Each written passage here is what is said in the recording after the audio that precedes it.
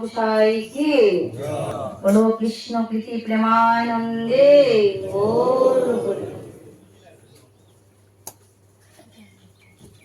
আজকের এই মহতী সভায় উপস্থিত সকল সাধুগুরু বৈষ্ণবী শ্রীচরণে আমার দণ্ডবোধ প্রণতি।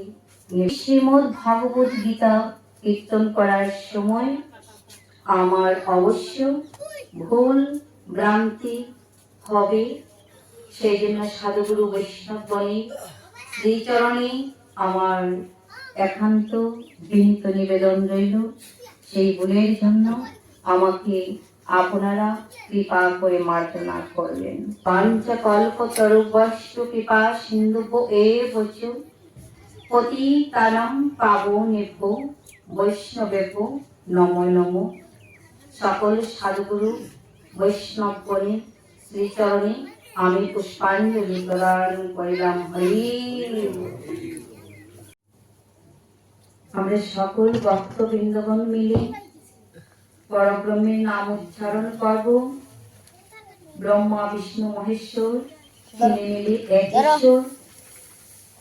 আর পরম বৈষ্ণব হলেন ওনারাই আদর্শবান সকল সাধুগুরু বৈষ্ণবগণ।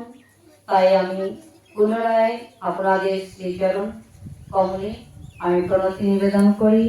প্রণতি নিবেদন জানাই আমার পরমারাধ্য গুরুদেব শ্রী শ্রী সুকময় গোস্বামীজির শ্রীচরণ কমলে আমি প্রণতি নিবেদন জানাই আমার মাতা পিতা শ্রীচরণ কমলে।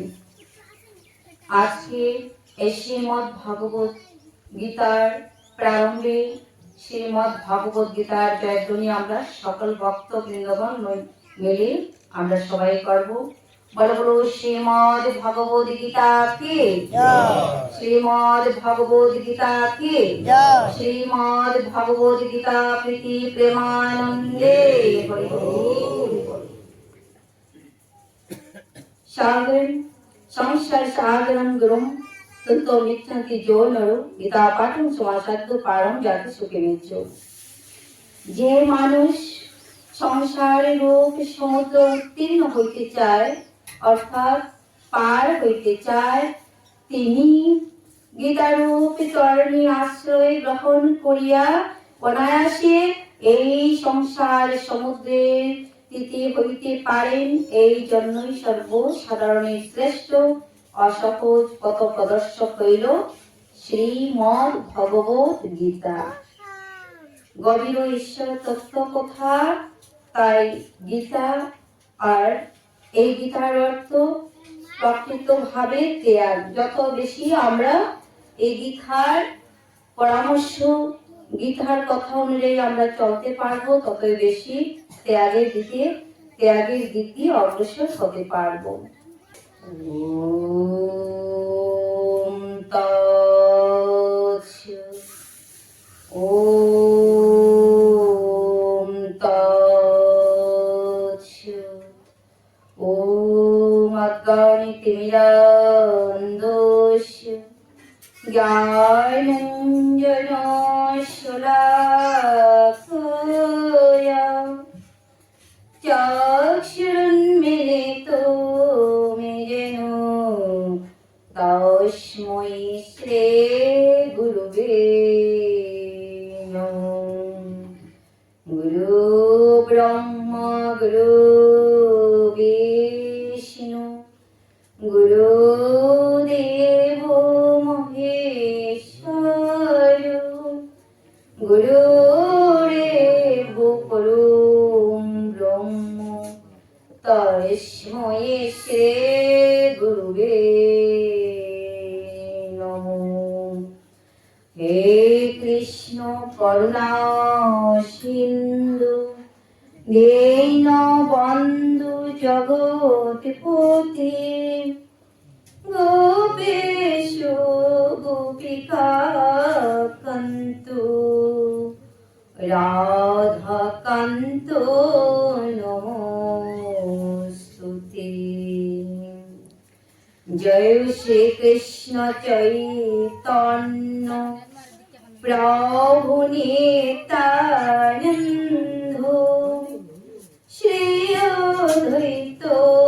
গোদাধুরু শ্রীবাসাদি গৌর ভক্ত বৃন্দ শ্রীকৃষ্ণ হৃদয় মে গীতা সংসারে মলিনাশিনীম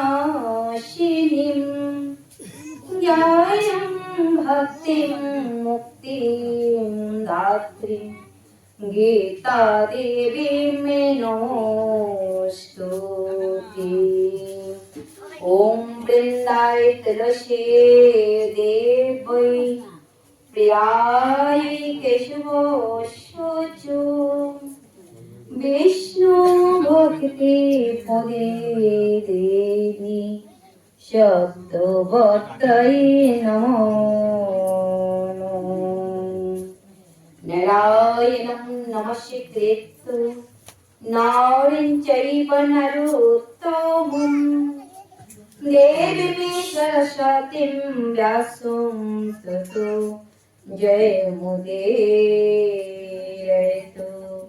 বাঞ্ছাকল্পতরুভ্যশ্চ কৃপা সিন্ধুভ্যেব চ পতিতানাং পাবনেভ্যো বৈষ্ণবেভ্যো নমো নমঃ। হরে কৃষ্ণ কৃষ্ণ কৃষ্ণ হরে হরে হরে রাম রাম রাম হরে হরে। হরে কৃষ্ণ কৃষ্ণ কৃষ্ণ হরে হরে হরে রাম রাম রাম হরে হরে। শ্রীকৃষ্ণ হৃদয় গীতা ভগবান শ্রীকৃষ্ণ হৃদয়ের স্বরূপ হলো এই শ্রীমদ্ ভগবত গীতা। ভগবানের স্বয়ং মুখনিসৃত বাণী। তাই এই শ্রীমদ্ ভগবত গীতার কি করিতে পারি? শ্রীকৃষ্ণ হৃদয় গীতা সংসার মলিনাশিনী, সংসারের সকল প্রকার ময়লা আবর্জনা সব দূরীভূত করিতে পারে। কেমন ময়লা? আমাদের মনের ময়লা, মনের আবর্জনা সব কিছু দূরীভূত করিতে পারে। জ্ঞানং ভক্তিং মুক্তা শিষ্য মহাবাহু তত্ত্বম ইচ্ছামি বেদিতুম ত্যাগস্য চ ঋষিকেশ পৃথক কেশি শোধনম। অর্জুন বললেন ভগবানকে যে, হে মহাবীর, হে ঋষিকেশ, হে কেশিনিষূদন, আমি সন্ন্যাস ও ত্যাগের তত্ত্ব পৃথক ভাবে জানতে ইচ্ছা করি। হরি বল। অষ্টাদশ অধ্যায় 18 নম্বর অধ্যায়ে মুখ্য যুগে, মুখ্য শব্দের অর্থ হলো মুক্তি। তো মুখ্য যুগে প্রথম শ্লোকে হলো ভক্ত অর্জুনের। অর্জুন ভগবান প্রাণ গোবিন্দকে বলছে, হে মহাবীর, হে ঋষিকেশ, হে কেশিনিষূদন। তাহলে এই প্রথম শ্লোকে ভগবান শ্রীকৃষ্ণকে অর্জুন কি বললেন? প্রথম বলেন হে মহাবীর। কেন মহাবীর বলেছেন? যেহেতু ভগবান কৃষ্ণচন্দ্র কংসের মতো বিরাট যোদ্ধাকে তিনি কি করেছেন? পরাজিত করেছেন। এইভাবে আরো বিরাট বিরাট যোদ্ধাদেরকে তিনি পরাস্ত করেছেন। তাই হে মহাবীর, হে ঋষিকেশ। আবার বলছে হে কেশিনিষূদন। কেশিনিষূদন তিনি কেশি নামক দত্তকে বধ করেছেন। তাই এখানে আবার বলেছেন হে কেশিনিষূদন, আমি সন্ন্যাস ও ত্যাগের তত্ত্ব পৃথকভাবে জানতে ইচ্ছা করি। সন্ন্যাস এবং ত্যাগ, এই সন্ন্যাস ও ত্যাগের তথ্য আমি আলাদাভাবে জানার জন্য আমার মনে বাসনা হয়েছে। শ্রীমদ্ ভাগবত গীতায় 17টি অধ্যায়ে সমাপ্ত হয়েছে। অষ্টাদশ অধ্যায়টি পূর্বের অধ্যায়গুলিতে আলোচিত বিভিন্ন বিষয়বস্তুর পরিপূরক সারাংশ। হরিবল। এই 17 নম্বর অধ্যায় পর্যন্ত ভগবান প্রাণ গোবিন্দ অর্জুনকে যে জ্ঞানের ভান্ডার উন্মুক্ত করে দিয়েছেন জীব শিক্ষার জন্য, সেই 17টি অধ্যায়ের সার মর্ম বা সারাংশ হলো অষ্টাদশ অধ্যায় মুখ্য যুগ। হরি বল।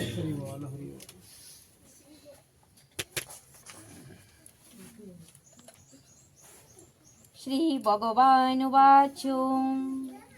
ভগবান কি বললেন অর্জুনকে আমরা শ্রবণ করব।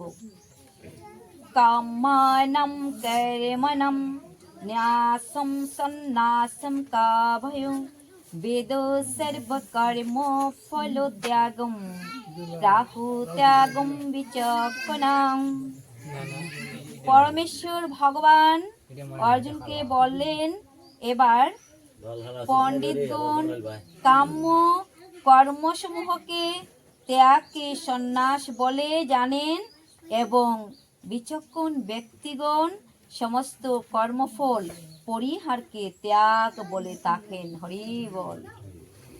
সমস্ত কর্মফল পরিত্যাগ করাকে ত্যাগ বলে, আর পণ্ডিতগণ কর্মসমূহের ত্যাগকে সন্ন্যাস বলে জানেন। কর্মফলের আকাঙ্ক্ষা যুক্ত যে কর্ম তা ত্যাগ করতে হবে, সেটি ভগবদ গীতার নির্দেশ। কিন্তু পারমার্থিক জ্ঞান লাভের জন্য যে কর্ম তা পরিত্যাগ করা উচিত নয়। পরবর্তী শ্লোকগুলিতে তা স্পষ্টভাবে বিশ্লেষণ করা হবে।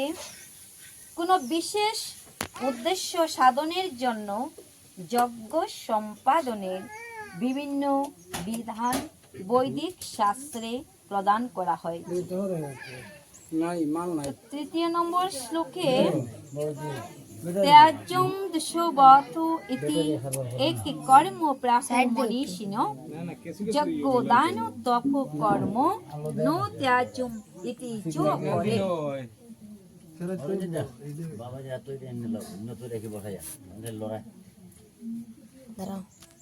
এমন অনেক কার্যকলাপের নির্দেশ দেওয়া হয়েছে যা তর্কের বিষয় হয়ে দাঁড়ায়। যেমন যজ্ঞে পশু বলির নির্দেশ দেওয়া রয়েছে, আবার এটিও বলা হয়েছে যে পশু হত্যা করা অত্যন্ত ঘৃণ্য কর্ম। যদিও যজ্ঞে পশু বলির নির্দেশ বৈদিক শাস্ত্রে দেওয়া হয়েছে, কিন্তু পশু হত্যা করার কোনো নির্দেশ দেওয়া হয়নি। যজ্ঞে বলি দেওয়ার উদ্দেশ্য হচ্ছে পশুটিকে নবজীবন দান করা। হরি বল। যজ্ঞে পশুটিকে কি করা হয়? নবজীবন প্রদান করা হয়। কিন্তু বর্তমানে আমরা কি দেখতে পাই যে কোনো ব্রাহ্মণই হোক না কেন, যজ্ঞে যে বলি প্রদান করিতেছে তিনি সেই পশুটিকে নবজীবন দেওয়ার মতো তার কোনো শক্তি নেই। আছে কি? বলি যে দেওয়া হয়, তারা কি পারে একটি পশুকে আবার পুনরায় জীবিত করতে, আরেকটি নবজীবন দিতে? পারে না। তাই বলছে যজ্ঞে পশুটিকে বলি দেওয়ার অর্থ হলো তাকে নবজীবন দান করা। কিন্তু এই সম্বন্ধে নানা মুনির নানা মত, আর যত মত তত পথ। 4 নম্বর শ্লোক, তার মধ্যে যে সিদ্ধান্ত কহি তাহা শুনো, ত্রিবিধ সে ত্যাগ হয় ভরত সপ্তম। হে ভারত শ্রেষ্ঠ, ত্যাগ সম্বন্ধে আমার নিশ্চিত সিদ্ধান্ত শ্রবণ করো। হে পুরুষ ব্যাঘ্র, শাস্ত্রে ত্যাগ 3 প্রকার বলে কীর্তিত হয়েছে।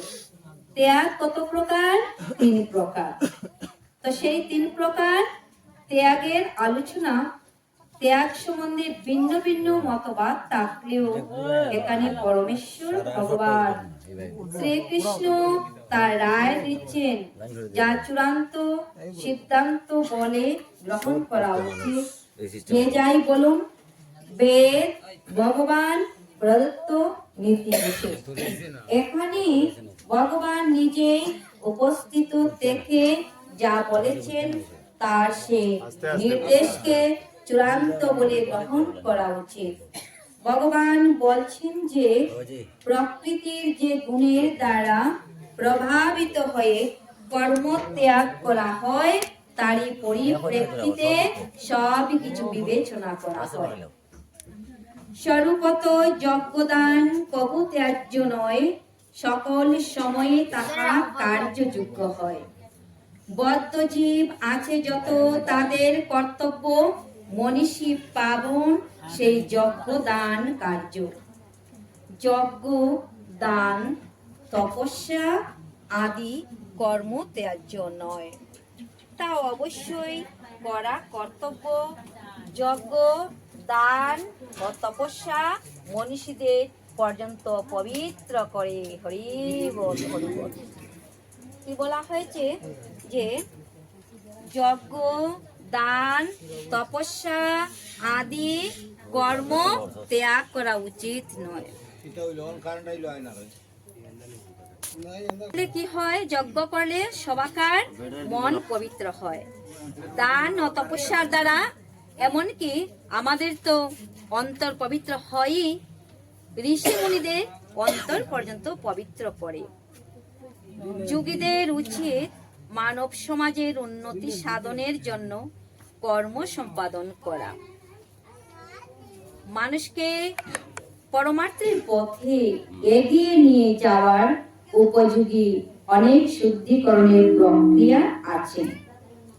তো এই যজ্ঞ দান তপস্যা কখনোই ত্যাগ করা উচিত নয়, যেহেতু এখানে ত্যাগের তত্ত্ব ও সন্ন্যাস তত্ত্ব নিয়ে আলোচনা। এই মুখ্য যুগে প্রথমত অর্জুন ভগবানকে প্রশ্ন করেছেন, তো এই তিনটি জিনিস পরিত্যাগ করা কখনোই উচিত নহে। কোন তিনটি? যজ্ঞ করা, দান করা, তপস্যা করা ইত্যাদি ত্যাগ করা উচিত নয়। এই যজ্ঞ দানি এবং তপস্যায় মনীষীদের পর্যন্ত কি করিতে পারে? পবিত্র করিতে পারে। তো মনীষীর কথা বলায় আমি এখানে এক মনীষী, এক ঋষিপুত্রের কথা আলোচনা করছি, দুই চারটি কথা, বেশি নয়। তো আমরা বিশেষত জানি ভাগবতে 7 জন চিরঞ্জীবী রয়েছেন, তাই তো? তো 7 জন চিরঞ্জীবী নাম হলো, তো প্রথমত আমরা সবাই জানি, কিন্তু তথাপিও আমি পুনরাবৃত্তি করছি। বিশেষ করে বাবাদের সবাকারই জানা রয়েছে, কিন্তু আমাদের মায়েদের জন্য, কারণ মায়েরা সব অনুষ্ঠানে যাওয়ার সুযোগও পায় না, তাই আজকে যখন প্রাণ গোবিন্দের কৃপায়, গুরু কৃপায় এখনো মহতি সবার আলোচনা করা হয়েছে বা এখানে যজ্ঞের অনুষ্ঠানের আয়োজন হয়েছে, তো আমি সেই 7 জন চিরঞ্জীবীর কথা বলছি। ওনারা হলেন প্রথমত অশ্বত্থামা। আমরা সবাই অশ্বত্থামার নাম জানাও আছে, এবং সেই 7 জন চিরঞ্জীবী কে আমরা সবাই জানি, তথাপিও আমি পুনরাবৃত্তি করছি। অশ্বত্থামা বলি মহারাজ। বলি মহারাজ কোন বংশে জন্মগ্রহণ করেছিল? রাক্ষস কুলে, তাই তো?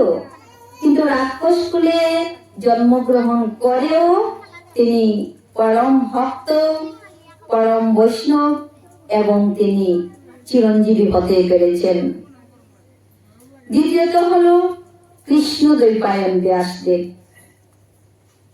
যে ব্যাসদেব জীবের মঙ্গলের জন্য, কল্যাণের জন্য, জীব উদ্ধারের জন্য তিনি 18 পুরাণ আমাদিগকে দান করে গেছেন, সেই কৃষ্ণ দ্বৈপায়ন ব্যাসদেব।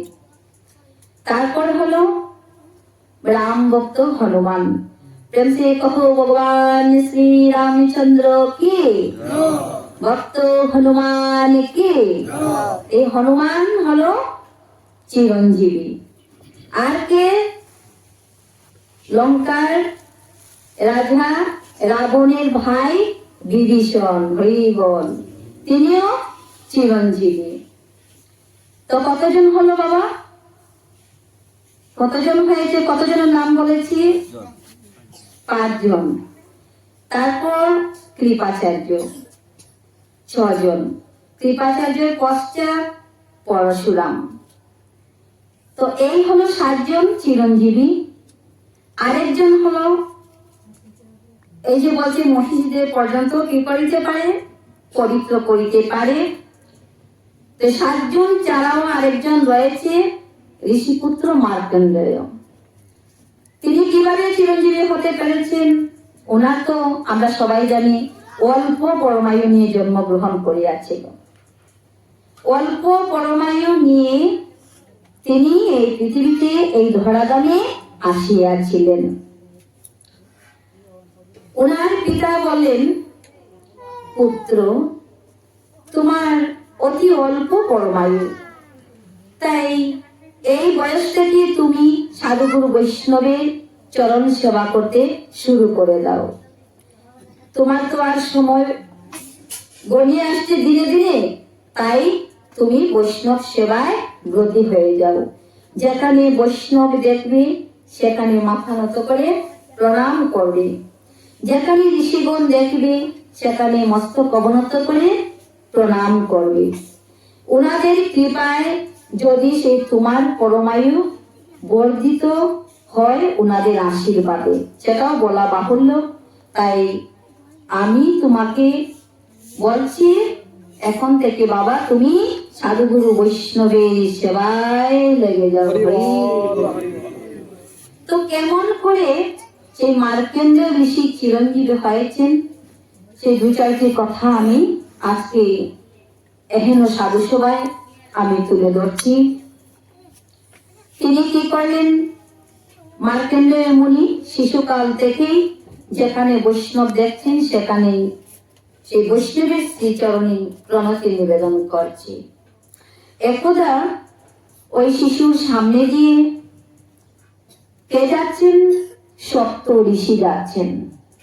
তো 7 ঋষি কারা কারা? ওনারা কিন্তু পরিবর্তন হয়েছে মনুর পরিবর্তনের সঙ্গে সঙ্গে। তথাপিও আমরা ভাগবতে পেয়েছি যে যারা কি বলেন অত্রি অঙ্গিরা পুল পুলস্ত পুরথু ভৃগু মরিচি। তো ওই 7 ঋষি ওই বালকের সামনে দিকে যখন যাচ্ছিল, আর ওই শিশু ঋষি মার্কেন্ডেয় আপন মস্তক